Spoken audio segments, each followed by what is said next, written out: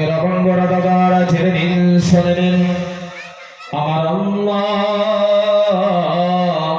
কোরআন পাকের মধ্যে বলতেছেন, ওরে বান্দা, তোমাদেরকে আমি আল্লাহ, তোমাদেরকে আমি আল্লাহ শুধু শ্রেষ্ঠ করে বানাই নাই, তোমাদেরকে আমি আল্লাহ সুন্দর করে বানাইছি।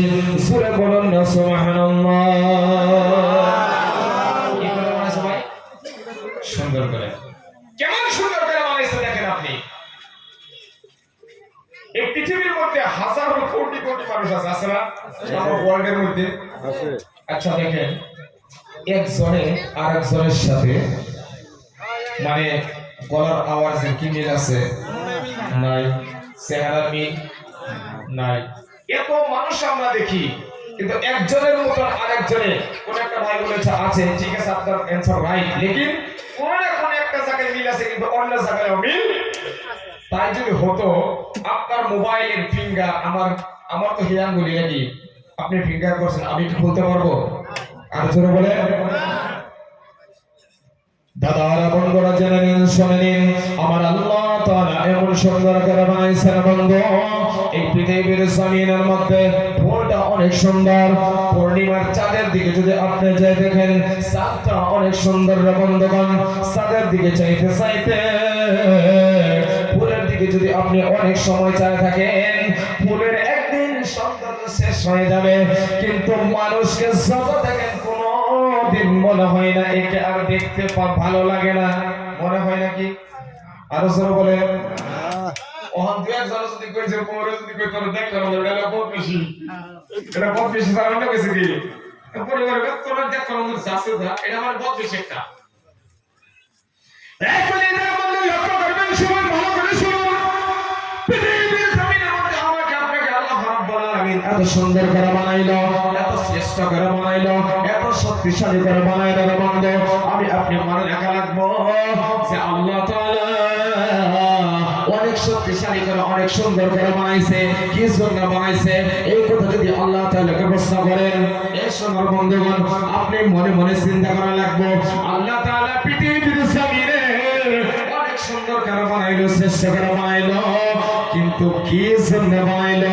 কারণ বহু একটা বড় উদ্দেশ্য আছে, এই জন্য বানাইছে। আছে না নাই? আছে। আরো জোরে বলেন। আজকে এই পেন্টটা বানানো সেটা একটা উদ্দেশ্য আছে না? আছে না নাই?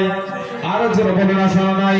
এই সাধারণ বন্ধুরা, আমাকে আপনাকে যে আল্লাহ তাআলা বানাইছে, আল্লাহ কোরআন পাকের মধ্যে বলতেছেন, ওয়া মা খালাকাতুল জিন্না ওয়াল ইনসা ইল্লা লিয়াবুদুন। জোরে একবার বলেন না সুবহানাল্লাহ।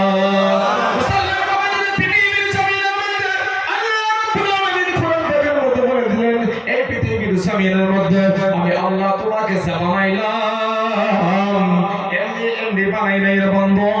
পৃথিবীর জমিনে 18,000 মাখলুকাতের ভিতরে দুইটা জাতিকে আমি আল্লাহ তাআলার আল্লাহর গোলাম হিসেবে বানাইছি। একটা হলো জিন জাতি, আর একটা আমরা হলাম মানুষ। কথাটা বুঝছেন না ভাই? আমার বলার উদ্দেশ্য হলো রে বন্ধু, আমাকে আপনাকে যে আল্লাহ তাআলা মানুষ বানাইলো, আমাকে আপনাকে কি করতে বানাইছে, আর আমি আপনি দুনিয়ায় আইসা কি করি বোঝার দরকার আছে না নাই? তাস খেলার জন্য আল্লাহ বানাইছে। জোরে বলেন না, কথা বলেন না, গায়ে লাগছে কোথায় না? তাস খেলার জন্য বানাইছে। সুদ মানুষের খায় না নাই? সুদ প্রকাশে আছে না নাই? এর আছে না নাই? এতে আমরা জানি আবার দেখেন না তুমি বলে দিছে রাতে কি গেলেন শুরু হবে নাকি? এখন এদের মধ্যে লক্ষ্য করে শুনুন, পৃথিবীর জমিনের মধ্যে সুদ করেছে, ঘুষ করেছে রে বাবা, জুয়া খেলায়, মদ খায়, ড্রাগস খায়, অনেক ইয়াবা খায়, অনেক ধরনের নিশাবস্তু সেবন করে। এই পৃথিবীর জমিনের মধ্যে অনেক খারাপ কাজকর্মের মধ্যে লিপ্ত আছে রে বন্ধু। আমি ওই যুবকদের ভাইদেরকে অনুরোধ জানাবো, এই পৃথিবীর জমিনের মধ্যে আমি আপনি কোনদিন আল্লাহ তাআলার কোরআনের বিরোধিতা করব না, করব নাকি? আরো জোরে বলেন, কোরআনের বিরোধিতা করব না না রে বন্ধু। এই পৃথিবীর জমিনের মধ্যে ড্রাগস খাওয়া কোরআনে নাই, এগুলো হারাম করে দিয়েছেন। অনেক নিশাবস্তু আছে রে বন্ধু, নিশা কোরআনে হারাম করে দিয়েছেন। আমি আপনি নেশা করব না, আমি আপনি সুদ খাবো না, ঘুষ খাবো না, কারণ কোরআনে যেটা হারাম বলেছেন ওটা আমি হালাল হারাম মানতে হবে। কোরআনে যেটা হালাল বলেছেন ওই বস্তুটাকে আমি আপনি হালাল মানতে হবে।